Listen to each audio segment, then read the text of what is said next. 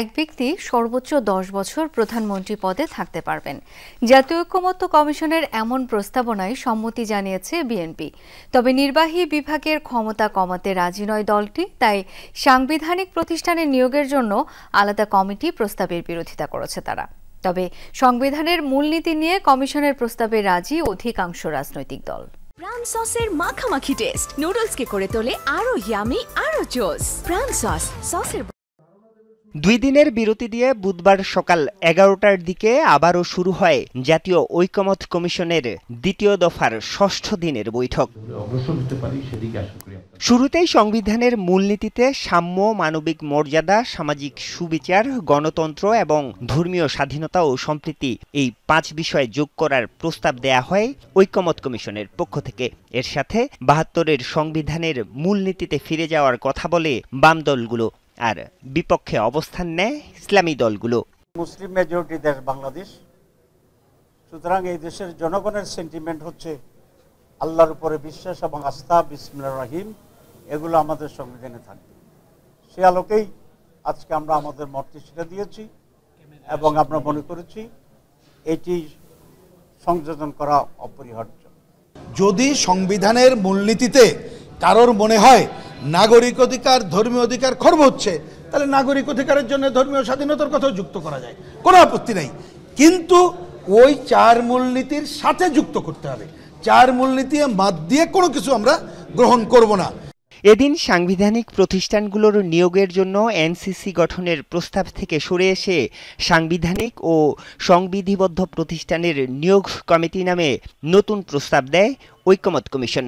বিষয়টি নিয়ে আলোচনায় আবারও উঠে আসে প্রধানমন্ত্রীর মেয়াদ প্রসঙ্গ, জানিয়ে ঐকমত্য কমিশনের প্রস্তাবনার সাথে একমত পোষণ করে বিএনপি। 10 বছরের বেশি কোনো ব্যক্তি প্রধানমন্ত্রী থাকতে পারবেন না, এই বিষয়ে আমরা একমত। তবে এই জাতীয় সংস্থাগুলো, এনসিসি বা সাংবিধানিক নিয়োগ কমিটি, এই জাতীয় সংস্থাগুলো যদি দিয়ে নির্বাহী বিভাগের সমস্ত কর্মকাণ্ডকে সমস্ত জায়গায় ইন্টারফেয়ার করার যেখানে সম্ভাবনা থাকে এগুলো করা হয়, তাহলে আমরা সেই প্রস্তাবটা গ্রহণ করতে পারবো না। আলোচনাকে আবার দীর্ঘায়িত করা হয়েছে এবং আমরা মনে করি বাংলাদেশের মানুষেরা যে প্রেক্ষাপটে তারা জীবন দেওয়ার জন্য এসেছিলেন, সেই সংস্কারকে যদি বাস্তবায়ন করা সম্ভবপর না হয়, নতুন কাঠামো, নতুন গণতান্ত্রিক পদ্ধতি যদি আমরা জনগণের কাছে উপস্থিত করতে না পারি, তাহলে গণঅভ্যুত্থানের আকাঙ্ক্ষা ব্যর্থ হবে এবং আমরা এই যে ঐকমত্য কমিশনে সকলে এসে একত্রিত হয়েছি, সেই সমস্ত চেষ্টা সব কিছু ব্যর্থতায় পর্যবসিত হবে। কমিটিগুলোর জবাবদিহিতা, তার যে অ্যাকাউন্টেবিলিটি প্রশ্নটা আমরা বলেছি, সেটাকে সুনির্দিষ্ট করা দরকার। মানুষ যেন আশ্বস্ত হতে পারে। এত সংস্কারের কথা বলছি, কিন্তু আসলে যদি গোড়ায় যদি গলত থাকে, তাহলে কিন্তু কোনো সংস্কার আখেরে কোনো ফলাফল দেবে না। জাতীয় ঐকমত্য কমিশনের আলোচনায় অনৈক্য নিয়ে হতাশার কথা জানায় বেশ কয়েকটি রাজনৈতিক দল। এত কিছু করার পরও তারপরেও দেখা যাচ্ছে কেউ একমত হতে পারছেন না।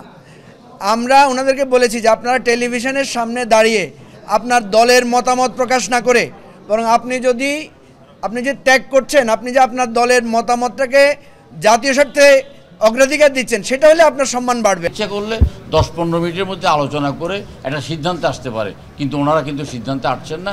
এখানে আমি আমার হতাশাটা ব্যক্ত করছি এবং মনে করছি যে এটাকে আলোচনাকে দীর্ঘায়িত করার জন্য ওনাদের কোনো একটা পরিকল্পনা থাকতে পারে। তবে আলোচনার অগ্রগতি নিয়ে আশাবাদী ঐকমত্য কমিশনের সহসভাপতি। বিএনপির পক্ষ থেকে সর্বশেষ যেটা বলা হয়েছিল সেটি হচ্ছে যে সাংবিধানিক প্রতিষ্ঠানে নিয়োগের জন্য যদি কোনো ধরনের কমিটি বা কমিশন তৈরি হয়, তাহলে প্রধানমন্ত্রীর মেয়াদের ব্যাপারে যে 10 বছর, সেটি পুনর্বার বিবেচনা করতে হবে। সেদিক থেকে এই আলোচনাটা হয়েছে আজকে, কিন্তু আমরা কোনো রকম ঐকমত্যে কিংবা এমনকি কোনো রকম উপসংহারে উপনীত হতে পারিনি।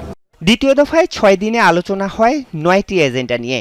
এর মধ্যে সব রাজনৈতিক দল একমত হয়েছে কেবলমাত্র 2টি বিষয় নিয়ে। অমীমাংসিত বিষয় নিয়ে আগামী রোববার আবারও বৈঠকে বসবে ঐকমত্য কমিশন।